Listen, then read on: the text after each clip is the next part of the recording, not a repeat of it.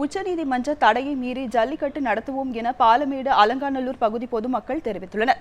உச்சநீதிமன்ற தடையை ஏற்றுக்கொள்ளப் போவதில்லை என்றும் அவர்கள் கூறியுள்ளனர். மாநில அரசும் உடனடியாக இதை தலையிட்டு எங்களுக்கு ஜல்லிக்கட்டு நடத்த உத்தரவு கொடுக்க வரைக்கும் எங்களுக்கு போராட்டம் ஓயாது ஒழியாது. நாங்கள் தூங்க மாட்டோம். கவர்மெண்ட் சம்பந்தப்பட்ட பொருள் ரேஷன் கார்டு ஓட்டு ஐடி பஸ் எதுவுமே எங்களுக்கு தேவையில்லை. ஆனால் அதை கவர்மெண்ட்டே அந்த மாதிரி பண்ணுறாங்க. இன்றைக்கி இடைக்காலத்தை கொடுத்துருக்காங்க அப்படின்றது மாடுபிடி வீரர்களுக்கும் சரி, மாடு வளர்ப்போருக்கும் சரி. இந்த மாதிரி இப்போ மதுரை மாவட்டத்திலே பாலமேடு பாலமேட்டில் தான் நம்ம பேசிக்கிட்டு இருக்கேன். பாலமேடே இன்றைக்கி ஒரு ஆழ்ந்த சோகத்தில் இருக்குது. ஏன்னா ஜல்லிக்கட்டுக்கு பேருவோன உலக புகழ் பெற்றது பாலமேடு அலங்காநல்லூர் ஜல்லிக்கட்டு தான் நடந்துகிட்டு இருக்குது.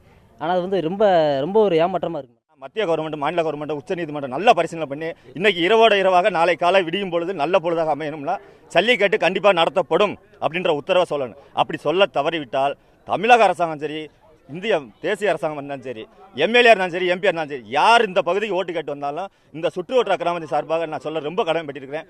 ஓட்டு போடவே மாட்டோம். வேட்பாளர்ன்ற ஆளுங்க யாரும் உள்ள வரவும் விட மாட்டோம். அதுக்கு அனுமதிக்க மாட்டோம். நடத்தக்கூடாதுன்னு ஒன்று சொல்லிட்டு நடத்தலான்னு ஒன்று சொல்லிட்டு ரெண்டு விதமாக இருக்கிற அரசாங்கம் எதுக்கு? அதிமுக ஆட்சி எதுக்கு? எல்லா ஆட்சியும் எப்படி இருந்தாலும் தன்னோட மக்களோட தீர்ப்பே மகேசன் தீர்ப்பு. மக்களுக்காண்டி தான் அரசாங்கம், அரசாங்கத்துக்காண்டி மக்கள் கிடையாது. நாங்கள் இல்லாட்டி எந்த ஒரு கட்சியும் கிடையாது. நடந்து சொல்லிட்டு நிப்பாட்டுறீங்க முதல்வருக்கு இல்லைன்னு சொல்லியிருக்கலாம். அங்கே உச்சநீதிமன்றம் கேட்குது அது இதுன்னு சொல்லி எல்லா கட்சிக்காரனும் போய் எங்களை கெடுத்து விட்டீங்க. இங்கே மரமட்டில் அது போட்டாச்சு ஜல்லிக்கட்டுக்கு. இப்போ விட்டா யார் வேணாம்னா சும்மா இருப்பாங்க. பஸ் வேணாம் வர வேணாம் ஒன்று வரணும் எங்கள் ஊருக்கு. எவனா எந்த கட்சிக்காரன் ஓட்டு வாங்க வரக்கூடாது. சரியா? ஆமாம், எந்த கட்சிக்காரங்க ஓட்டு கேட்டு வந்தாலும் அவனுக்கு அடிங்க. ரேஷன் கார்டு, ஆதார் அட்டை, இந்த இதெல்லாம் கொடுத்தாங்களா அவங்க வாங்கிட்டு போட்டு. ஆமாம், எல்லாம் வாங்கிட்டு போயிடும். நாங்கள் ஊர் சனம் பூரா ஒற்றுமையாக கொடுத்துட்றோம்.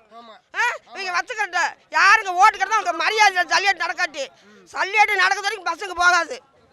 பாரம்பரியமாக இந்த ஜல்லிக்கட்டு நடந்துக்கிட்டு இருக்கு. இந்த ஜல்லிக்கட்டை கெடுக்கிறாங்க உச்சநீதிமன்றம், அந்த மன்றம் இந்த மன்றம் சொல்லி இது வரைக்கும் இந்த ஜல்லிக்கட்டை கெடுத்துக்கிட்டு இருக்காங்க. இந்த ஜல்லிக்கட்டு விடலைன்னா பஸ்ஸு ஓடாது, கார் ஓடாது. எல்லா பேரும் ரேஷன் கார்டை கொடுத்துட்டு நாங்கள் எல்லாரும் ஒதுங்கி ஓரமாக போயிடுவோம். எங்கிட்ட வராதிங்க. இப்போ இதே முனியாண்டி சாமி கும்பிடுக்க வேண்டியதாக இதை நடத்துகிறோம். பாரம்பரியம் நடந்துக்கிட்டு இருக்கு. அது இப்போ அதே இதில் போன வருஷம் நிப்பாட்டினதுனால பால் ஒடிஞ்சிச்சு. அதே மரத்தில் பால் ஒடிஞ்சிச்சு. இதனால ஏகப்பட்ட பேர் இறந்துருக்காங்க. இங்கே அந்த குற்றத்தினால இங்கே ஏகப்பட்ட பேர் இறந்துருக்காங்க. இதே இது நீங்கள் ஜல்லிக்கட்டு நடத்தினா இந்த ஏரியா நல்லாவும் இருந்துச்சு, எல்லாமே இதாக தான் இருந்துச்சு, எல்லாமே இருந்துச்சு. இப்போ அது தடை பண்ணதுனால மக்கள் எல்லாமே இதாகுது. இதே பால் வடிஞ்சதை இதே இதில் வீடியோ எடுத்துகிட்டு தான் போனாங்க.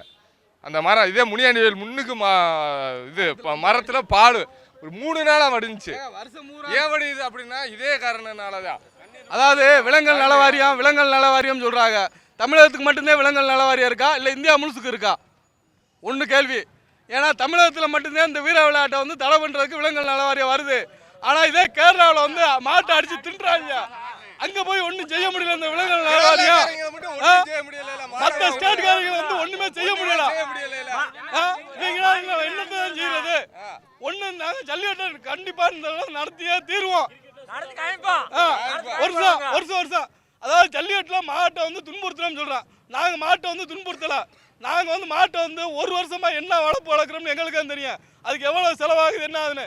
ஒரு 5 நிமிஷம் மட்டும்தான் மாடு அந்த இதில் விளையாடுது. அந்த 5 நிமிஷத்துக்கு நாங்கள் லட்சக்கணக்கான ரூபாய் போட்டு மாடை வாங்கி அதுக்கு மாட்டுக்கு லட்சக்கணக்கான ரூபாய் செலவழிக்கிறோம். ஆனால் இது 5 நிமிஷம் தான் எங்களுக்கு விளையாட்டு.